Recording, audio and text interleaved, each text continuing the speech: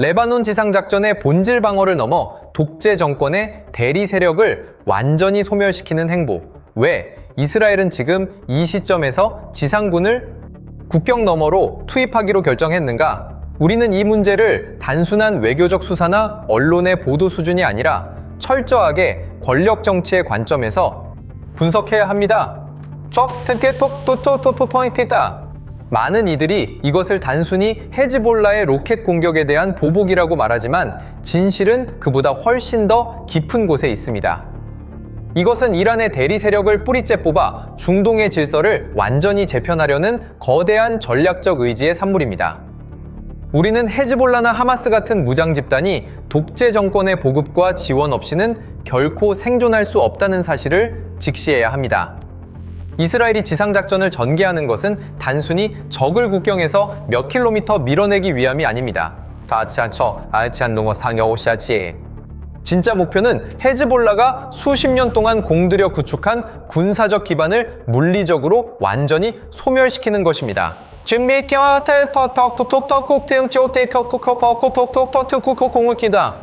공군력만으로도 충분하지 않느냐고 묻는 사람들이 있을 것입니다. 그러나 공군력은 건물과 탄약고를 파괴할 수는 있어도 영토를 완전히 장악하고 적의 지하체계가 재생되는 것을 막을 수는 없습니다. 오직 지상군의 발길이 닿는 곳에서만 실질적인 통제와 적의 완전한 괴멸이 가능한 법입니다. 이스라엘의 전개 방식을 보면 가자 지구에서 보여준 양상과 매우 흡사한 정밀 타격과 소멸의 전쟁을 수행하고 있습니다.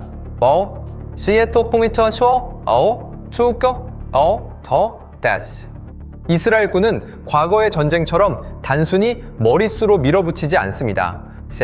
실시간 정보와 첨단 기술을 결합하여 헤즈볼라의 지휘 계통을 완전히 마비시키고 있습니다. 이것은 무엇을 의미합니까? 헤즈볼라가 아무리 6만 명의 병력과 수만 기의 미사일을 가졌다고 선전해도 지휘 체계가 붕괴된 상태에서는 그저 흩어진 모래 아래 불과하다는 뜻입니다. 국가의 생존은 실질적인 힘에 근거해야지 독재 정권이 내세우는 허황된 숫자에 속아서는 안 됩니다. 결국 평화는 종이 위의 서명이 아니라 적이 더 이상 총을 들 힘조차 남지 않았을 때 찾아오는 것입니다. 이스라엘은 지금 테러 집단이 민간인을 방패 삼아 민주국가를 위협하던 낡은 시대의 종말을 고하고 있습니다.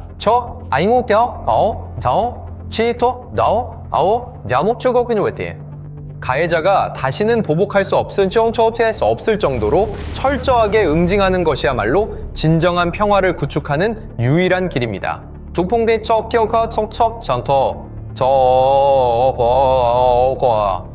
우리는 지금 첨단 전쟁 기술이 어떻게 구시대적인 게릴라 전술을 압도하고 소멸시키는지를 목격하고 있습니다. 저항의 축 붕괴에 서막이란이라는 문어의 다리가 잘려 나갈 때 벌어지는 필연적 결과, 현재 중동의 국면을 이해하려면 테헤란의 머리를 두고 지역 전체로 뻗어나간 거대한 문어의 이미지를 떠올려야 합니다.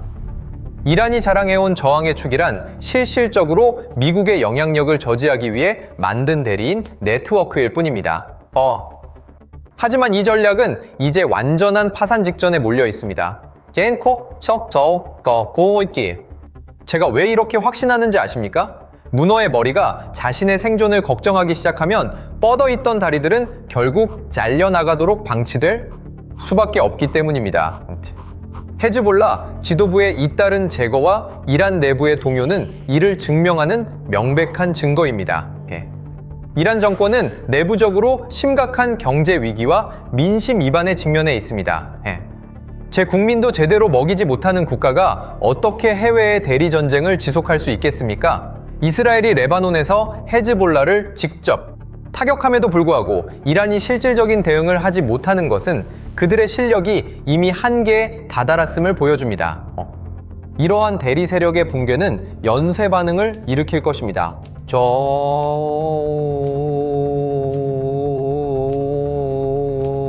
헤즈볼라가 괴멸된다면 이란의 중동 내 위상은 어떻게 되겠습니까? 그들은 가장 강력한 방어막을 잃게 되는 것입니다. 이는 단순히 이스라엘의 안보를 넘어 중동 전체의 권력 균형을 바꾸는 지각 변동입니다.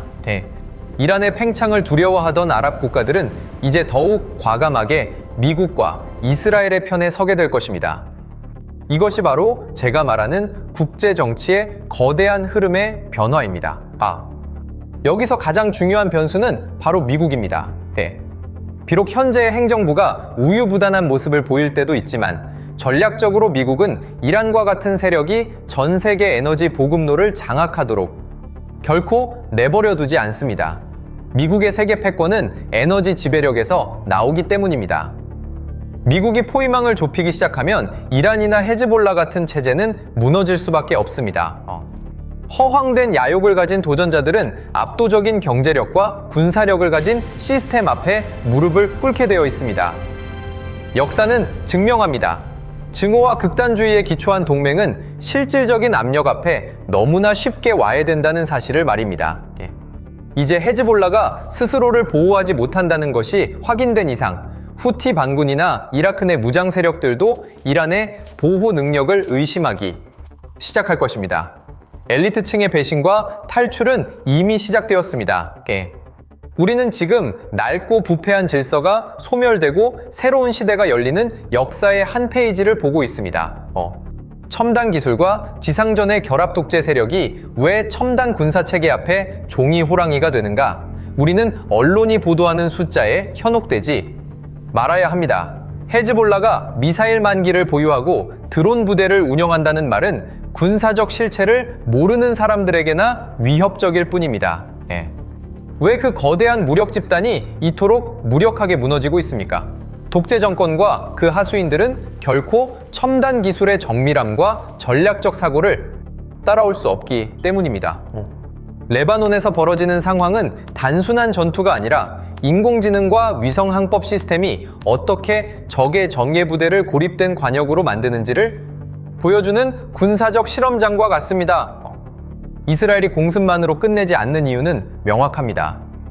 아프가니스탄의 사례에서 보았듯이 하늘에서의 폭격은 적의 물리적 수단을 파괴할 수는 있어도 그들이 숨어있는 지하 세계를 완전히 청소할 수는 없습니다. 지상군이 투입되어 적의 심장부로 들어가는 것만이 완전한 소멸을 가능하게 합니다. 이스라엘은 단순히 위협을 뒤로 밀어내는 것이 아니라 향후 수십 년간 헤즈볼라가 다시는 무장할 수 없도록 그 뿌리를 도려내고 있는 것입니다. 첨단 방공망과 미국의 전략적 지원이 결합된 이스라엘 앞에서 헤즈볼라의 미사일은 그저 비싼 불꽃놀이에 불과합니다.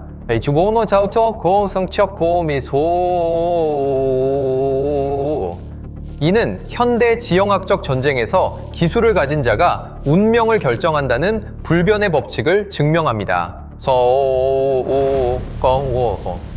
소련이나 북한의 낡은 기술을 복제한 무기들로는 자유민주주의 국가의 최첨단 방패를 뚫을 수 없습니다. 이것은 독재자들이 자신들을 안심시키기 위해 만든 비대칭 전력이라는 환상이 깨지는 순간입니다. 전장의 모든 정보는 이미 이스라엘의 손바닥 안에 있습니다.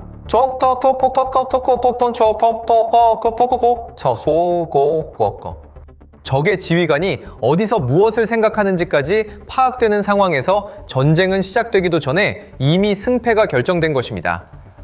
머릿수로 밀어붙이던 시대는 끝났습니다. 이제 권력은 전장을 데이터로 장악하는 자들의 것입니다.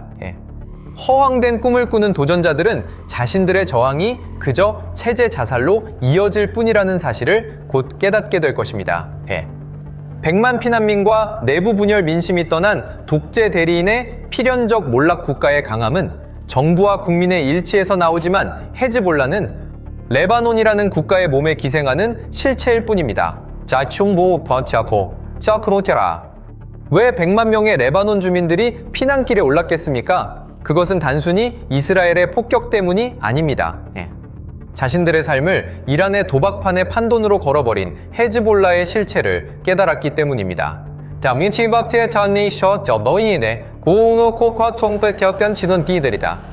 국가 안에 국가를 자처하며 폭력을 휘두르던 조직이 정작 위기 상황에서 국민을 지켜주지 못할 때 민심은 가장 먼저 그들을 심판합니다.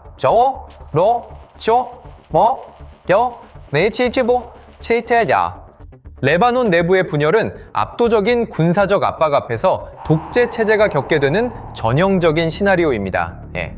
경제가 파탄나고 후원자의 지원이 끊기면 항전의 구호는 공허한 메아리가 됩니다.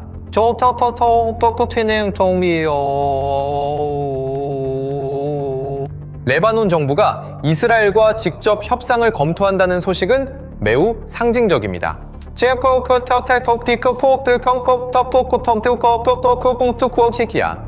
이것은 레바논의 지도층조차 이제 헤즈볼라라는 족쇄에서 벗어나고 싶어 한다는 뜻입니다.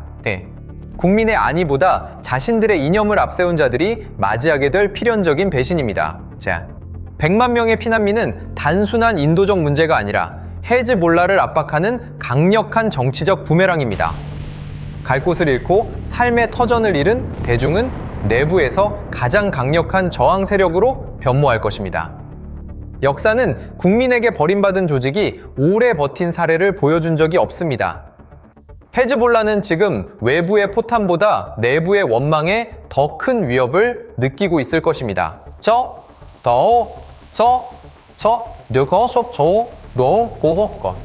시스템의 와해는 하부 조직의 이탈에서 시작됩니다. 최고의 지도자가 암살당하고 요새가 뚫리는 것을 보며 하부 조직원들은 더 이상 충성할 이유를 찾지 못합니다.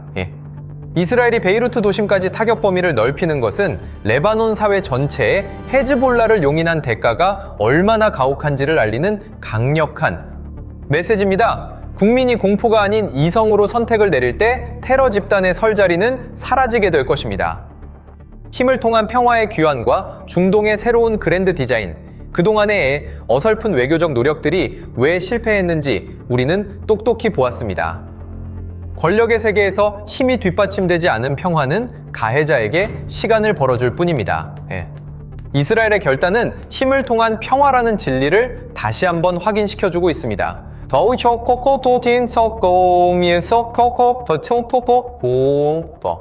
악의 세력을 굴복시키는 유일한 방법은 그들이 감당할 수 없는 파멸의 공포를 느끼게 하는 것입니다.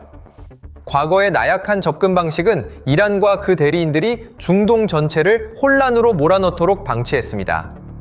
그러나 강력한 힘이 질서를 바로잡기 시작하자 정세는 급변하고 있습니다.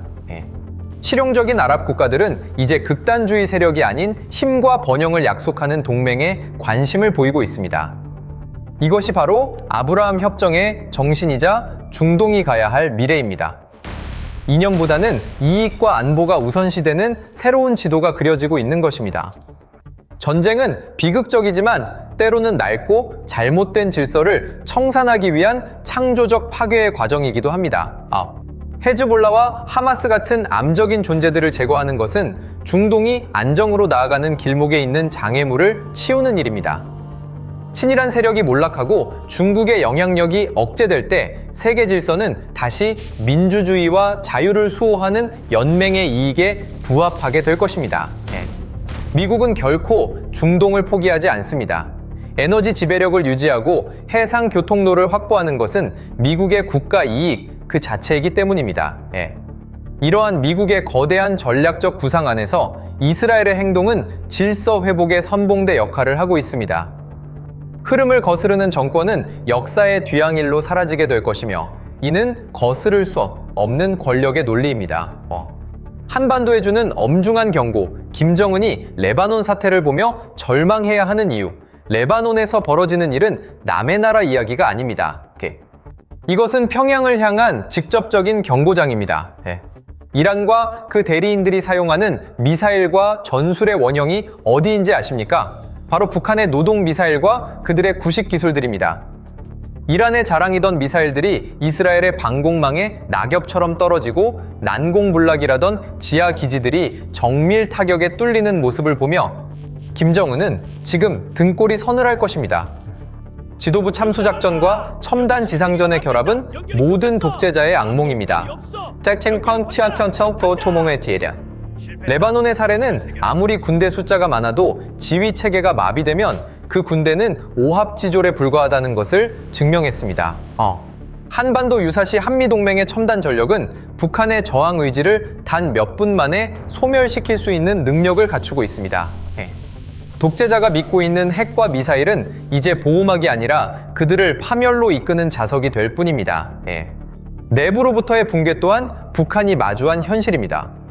레바논 민심이 헤즈볼라를 떠나듯 북한의 장마당 세대는 더 이상 김정은의 교시에 충성하지 않습니다. 예. 국가가 국민을 먹여 살리지 못하고 공포로만 지탱될 때 그 체제는 이미 좀비나 다를 바 없습니다. 예. 군대가 백성의 식량을 빼앗아 연명하는 나라가 현대적인 첨단 군사 시스템과 맞붙어 이길 방법은 세상 어디에도 없습니다. 역사는 말합니다. 억압과 무력으로 연명하는 정권의 끝은 비참하다는 것을 말입니다. 이란이 대리인들을 지켜주지 못하는 것을 보며 북한 정권은 자신들의 고립을 뼈저리게 느껴야 합니다. 한반도의 미래는 결국 자유와 민주주의의 가치 아래 통일되는 방향으로 나아갈 것입니다. 레바논의 불길은 독재와 테러의 시대가 저물고 있음을 알리는 신호탄이며 그 끝은 평양의 체제 소멸로 귀결될 것입니다. 이것은 단순한 예상이 아니라 권력과 기술의 법칙이 가리키는 필연적인 귀결입니다.